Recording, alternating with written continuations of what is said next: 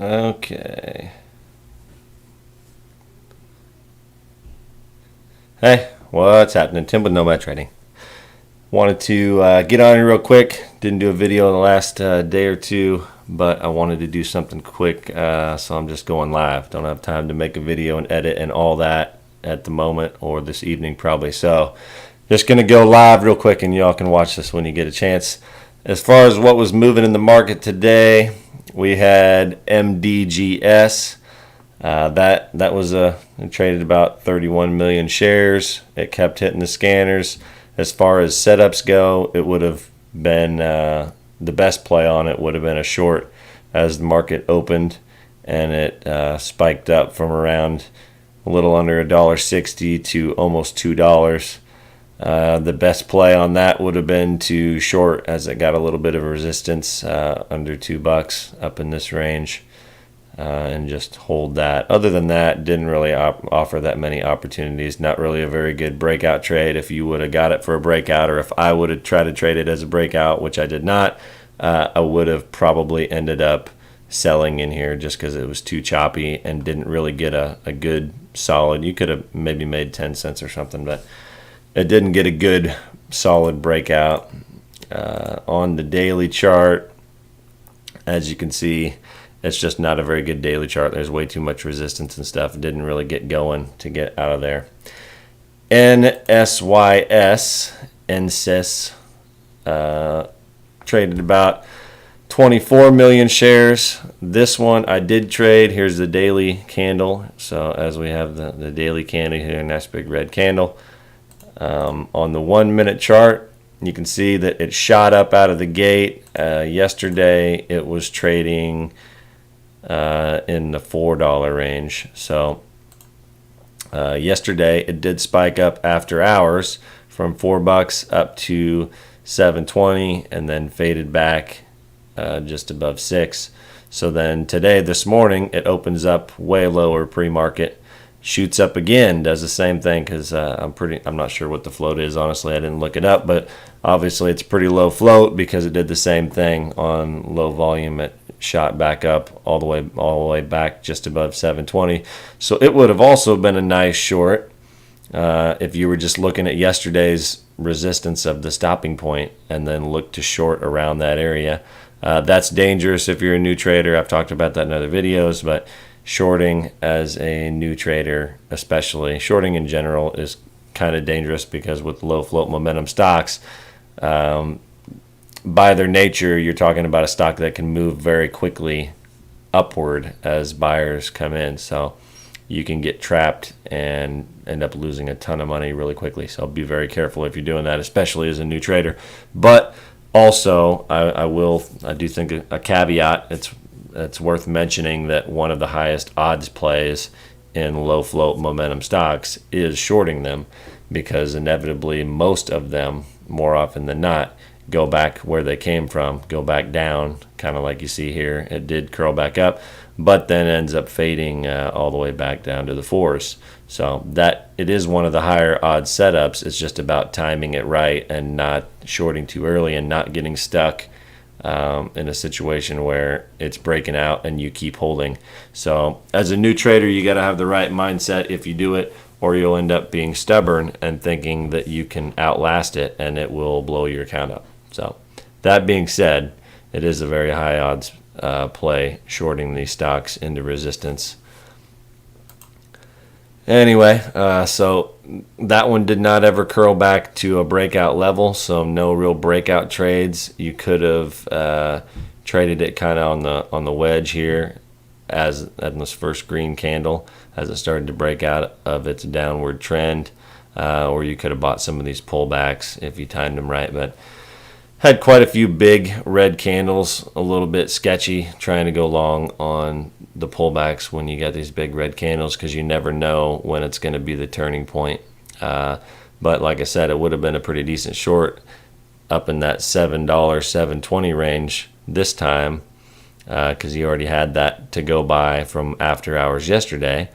Or you could have done it again here if you could find shares to short. You could have done it again here. I did short this. I think I made like $100 or so in my CMEG account. Maybe it was 160. Let me see. Yeah, 160. So I made $160 shorting it. Got out way too early. Was kind of scared that it could curl back up because, like I said, you just got to be careful with low float momentum stocks. You don't know what they're going to do. They could end up curling up and going to 20 or $30. You never know. So I play it safe, and plus that's just what I do. I scalp. I'm in and out pretty quick, either short or long. So I did scalp it to the short side out of that. The resistance up here as it got kind of choppy, and then tested that again and pulled back, and I scalped it. Very small position, very nervous position, wondering if it was going to go back and retest the highs. But anyway, made a little bit of money. Made like 115 or $120 yesterday, 160 today. My goal, by the way, I don't know if I've ever talked about this in my videos, but my goal is to make 100 a day. That's what I try to do. I try to consistently make 100 a day, and if I can do that for enough period, long enough period of time, I will put more money into my accounts and fund them higher and start taking larger positions. But until I can prove to myself that I'm consistent and can make that $100 a day consistently or more, yeah, I'm just gonna stay scaled down where I'm at. Another one, GEVO, had huge volume. GEVO, former runner. If you've been trading a while, you probably remember the name. Traded 172, almost 172 million shares today. But from my perspective, not really any good trades here. It just doesn't have a lot of range. Doesn't have the range that I like to see anyway. It did go from $1 to, almost $1.50. So that's cool, but I prefer stocks like that NSYS that are moving dollars, not these lower priced stocks that are only moving maybe 50 cents in the course of its entire volatility today. So not really sure why I traded 172 million shares when there's not a whole lot of volatility in it, but anyway, I didn't think it was that amazing. I did not trade it. It is still up. It had this pretty decently huge day here where it went from around 60 cents to a high of 218, it says on the daily chart. So that was a pretty good monster day there, and that was the day that it traded almost 1 billion shares. Insane. Pretty sure I made a video about that several days ago. But yeah, it's kind of been consolidating in this range here. Today, another down day. Could go higher, could end up having a green day since it's somewhat consolidating. It's still in this same range that you see over here. So it could end up holding that range and then shooting back up just because of the fact that it tends to get a lot of volume and it is a lower float stock. But to me, the odds are it'll keep consolidating and then head back down. Only time will tell. That's just my guess at it. Let's see. There was another one that was a big one. Let's see. PSV. For some reason, this didn't pop up on my scanner. I found it in my Market Watch scanner. So that's why if I personally like to check multiple scanners. I don't just trust one because I have my scanner. You can find that video. I think I even have it linked here in the description of this video. And if not, just look for my video about my everyday scanner and you'll find my specs. That's probably the top question I get is about my scanner. But there are parameters that you set when you create your scanner. So sometimes the parameters that I have set, something slips through the cracks. So therefore, I also check other scanners, like free scanners. For instance, this Market Watch scanner that I have, and it's free, and you can use it. Intraday scanner or screener. I talked about that on another video, how to use that. And PSV was the top percent gainer on that. So I got googly eyes and excited that, hey, there's one that I have not seen that hasn't hit my scanner. So anyway, pulled it up. Did not end up trading it, which was a big mistake because I had shares to short. I missed this move. but I drew my trend line, and here's where your trend line can come in handy. I do draw trend lines on my charts periodically and use them, and here's a good example of why. So if you draw your trend line right here, you can see places to buy. Like it pulls back to the trend line, that'd be a great place to buy, and rockets up. It pulls back to the trend line and tests it, but it doesn't break it, and rockets on up. Ends up getting halted. Out of the halt, it shoots down. That's a little bit more rare because the first halt a lot of the times will keep going, but this is an example of being overextended. This just comes with more knowledge. The more you trade, the more you see stocks, the more a move like this to me would look overextended and a little bit make me a little bit nervous going into the halt. I would have rather seen a halt that doesn't look so, I don't know if you get what I'm saying, but it comes off the trend line and moves up basically parabolic this whole move before it gets halted. So anyway, it makes me a little bit nervous in that situation that it might be running out of steam, and in that case it did. But it pulled back, trend line again. It did go below just for a second, but held the trend line, popped back up, so you could have bought that again. And then here you have where it breaks the trend line, and then it would have been a short, and that's what I was looking at, and I should have done it. I sat here and watched it, and had shares to short, the whole 9 yards. Even had the hotkey on buying a couple thousand or shorting a couple thousand shares, and I just didn't pull the trigger. Sometimes that happens to me. I get cold feet, but now I look back on it and really wish I had done it. But my gut feeling was once it broke the trend line, it would pull back farther, then it would come back up, test that trend line, and bounce off of it.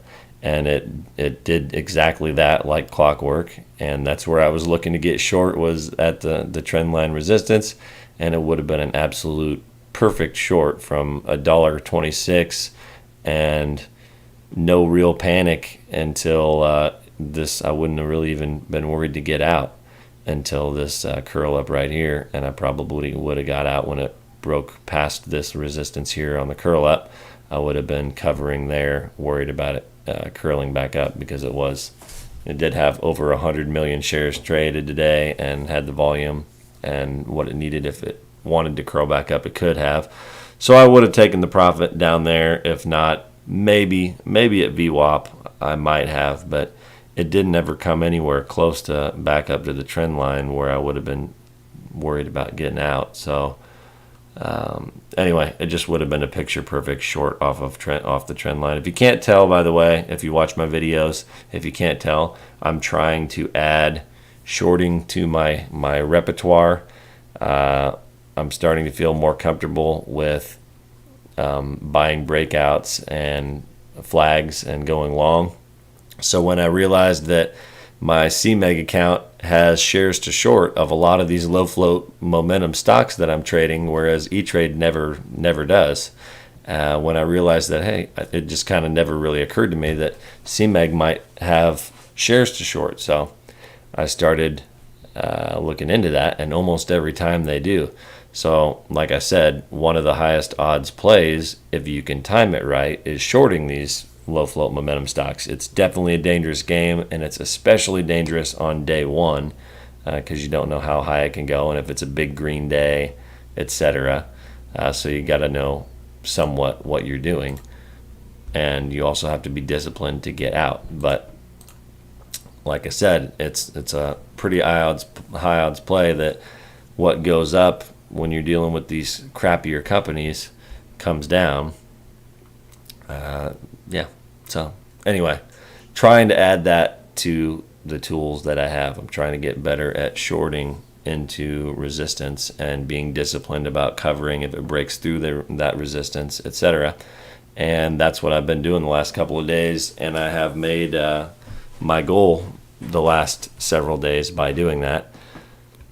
Plus, I recognize that the market has not been as hot as far as stocks ripping up and going, up crazy amounts.